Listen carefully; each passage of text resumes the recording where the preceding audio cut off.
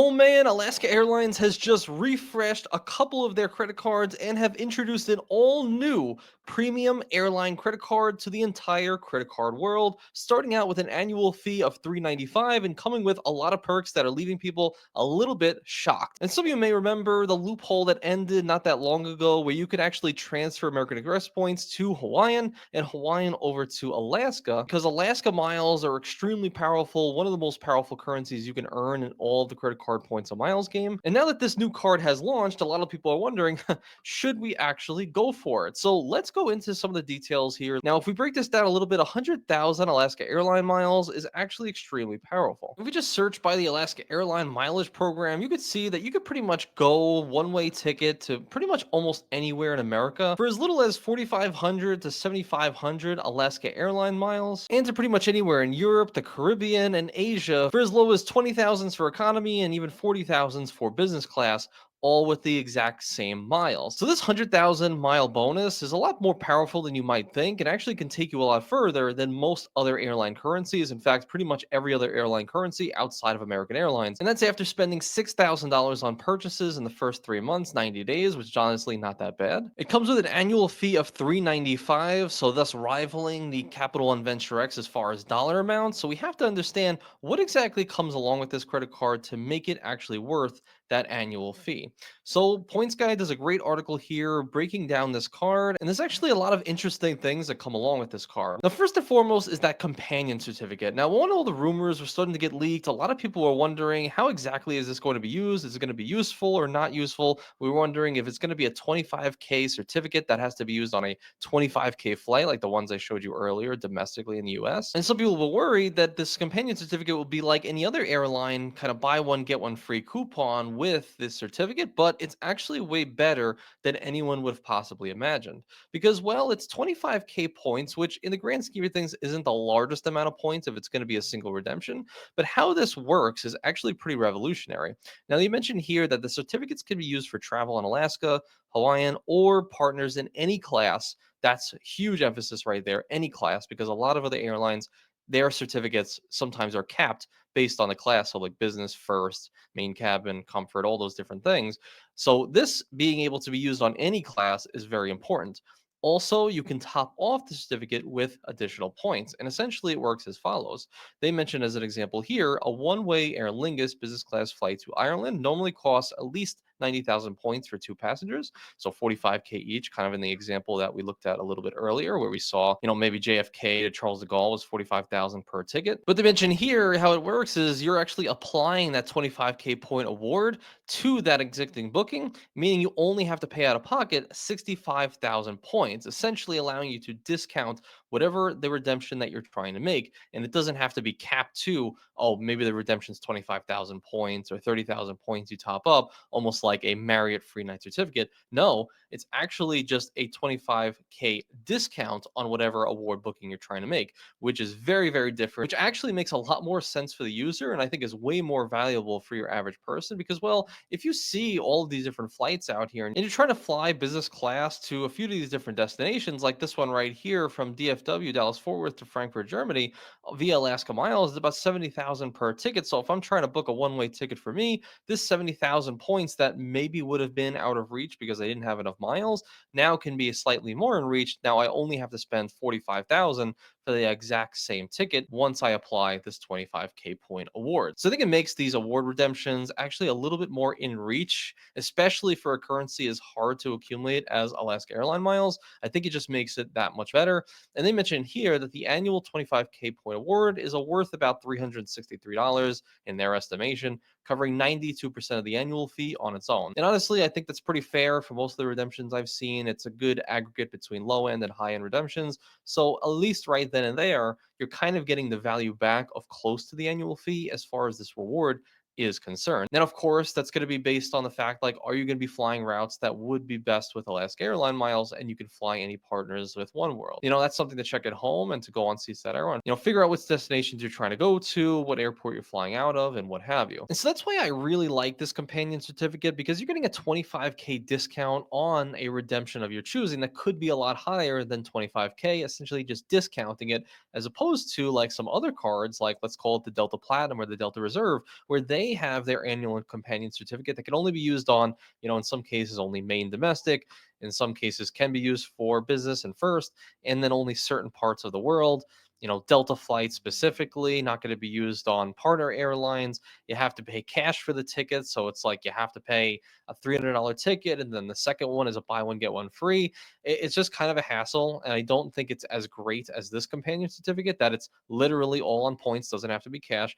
And it's just a discount on the potential bookings that you would have, whatever you can find out in the world. So I actually really, really love this companion certificate. Honestly, I think it's revolutionary. I think other airline cards that have companion certificates, had they issued this, I think they would be more than likely to apply for them. Like if the Delta Platinum card had a certificate just like this, I'd probably get the card. I'd probably get the Delta Platinum, but because that certificate I don't think I really would like personally, I don't get the card and I don't want the card for that reason. Another interesting thing here, which they mention, is the biggest draw is the 3 points per dollar spent on foreign purchases. That's right.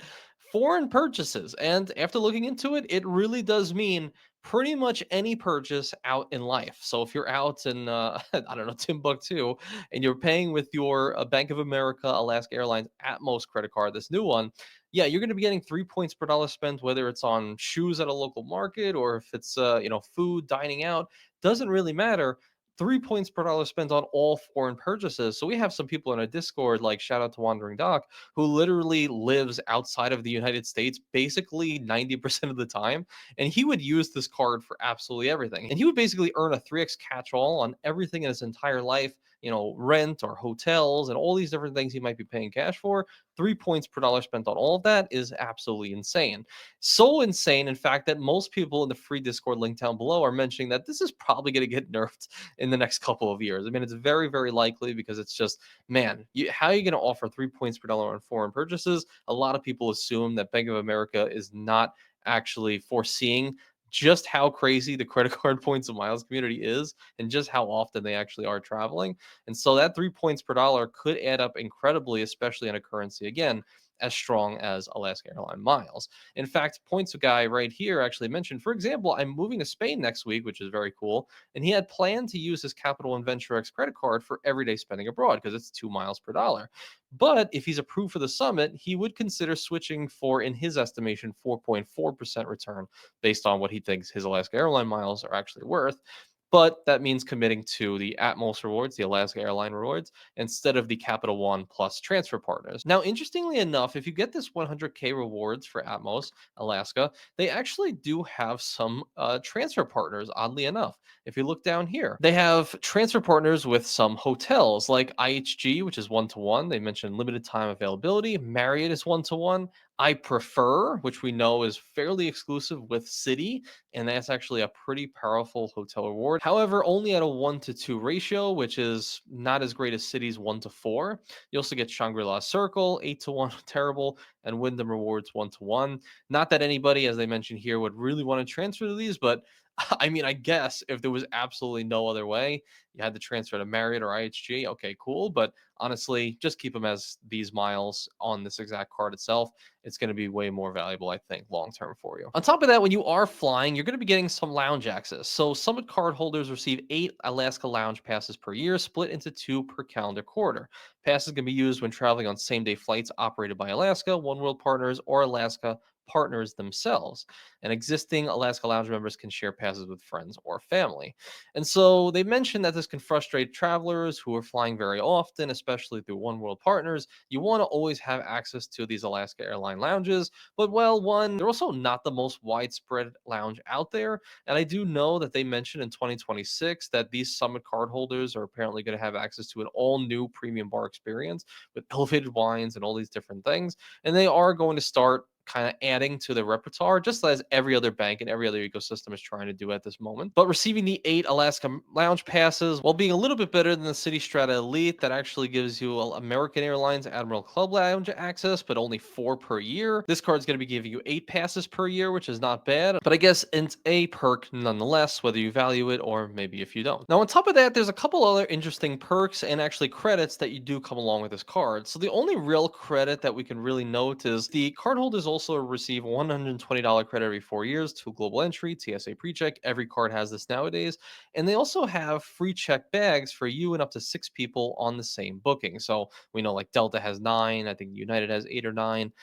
This one is going to be up to 6 people in the same booking for free check bags. So that's always helpful, I would say. Also, an interesting perk here, which is redemption options if you have this card only, is every single time that you do redemptions with some of these partner airlines like American Airlines, Japan, Qantas, all these other ones, and One World, you actually usually have to pay 12.50 fees just for booking that. Looks like that's going to be completely waived every single time you do it if you are a Summit card holder. So, as they mentioned, if you're doing this, more and more often, I guess that 12.50 over time can really add up. I guess maybe if you're doing, 5, 10 redemptions over a year, that could be closer to like $100 in savings. Again, something that will get you some of that annual fee back of $395. And of course, they have the typical Visa Infinite perks that you would get on even like a Sapphire Reserve or Capital Venture X. So all the same type of travel cancellation insurances and concierge services and all those different things. But outside of that, those are the main real perks that come along with this card. And so you might be wondering two things. What if you're somebody like myself who pre-registered for this card before the end of 2024? We know that they actually were going to give us an additional 5,000 bonus points if approved. And so as far as I can tell, it seems like it's applying through that initial email and or the email associated with the one that you did register with. I believe that will be able to work in your favor if you go to apply for this card. And so you might also be wondering, what are the application rules for Bank of America? And as they note right here, there are a couple of things. First, though, are you eligible for the welcome offer on the specific credit card? And the answer is yes, because basically the only time you'd be ineligible to get this welcome offer is if you have already had this card before. But since it was just released, you have no way of actually ever having it. So yes, you are eligible to get the welcome offer on this card because it is a new card, and it doesn't matter if you've had the Alaska or Hawaiian cards as a whole. Now, for Bank of America specifically, there are two application rules and a couple of things that are kind of new. So one is the 234 rule, which means you can be approved for at most 2 new Bank of America cards in 2 months, 3 in a year, and 4 in 2 years. So make sure you check at home how many Bank of America cards you've gotten in the last couple of years, and then kind of go by this chart. Also, the 3 and 12 rule, meaning you'll be usually denied if you've opened 3 or more new cards with any issuer in the past year. And then this increases to 7. So 712 if you have a Bank of America deposit account. So, like a checking account, what have you. So a lot of people actually would recommend if you've gotten more than a few cards in the last 1 year from any issuer like Chase, Capital, what have you, it's probably pertinent to go and open up a Bank of America checking account. And then that increases your total limit to 7.